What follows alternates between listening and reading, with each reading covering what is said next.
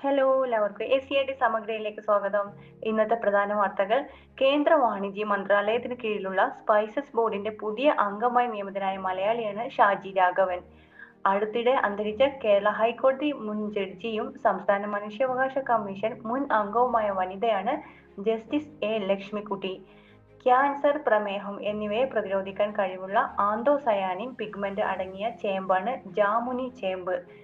Federal bank സാഹിത്യ പുരസ്കാരം ലഭിച്ചത് ഡോക്ടർ K ശ്രീകുമാറിനാണ്. ഫെഡറൽ ബാങ്ക് സാഹിത്യ പുരസ്കാരം ലഭിച്ചത്. 2026 അടിമത്തം നിയമവിധേയമാക്കിയ രാജ്യമാണ് അഫ്ഗാനിസ്ഥാൻ.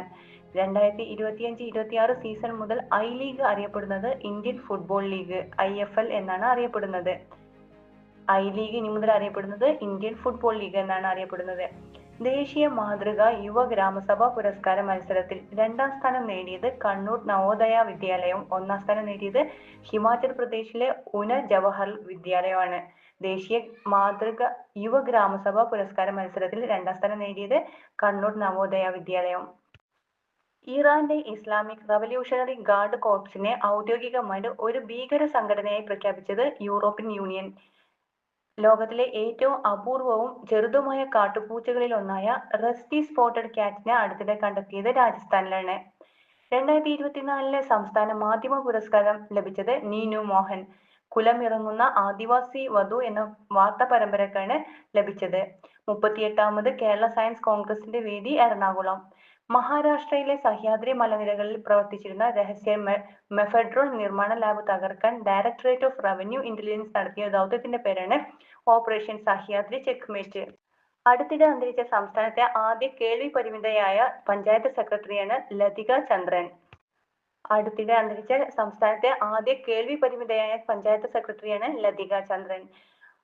RBI തിരുവനന്തപുരം മേഖലയുടെ പുതിയ റീജിയണൽ ഡയറക്ടർ ചുമതലയേറ്റത് പ്രവീൺ കുമാർ വസന്ത രാമചന്ദ്രനാണ്.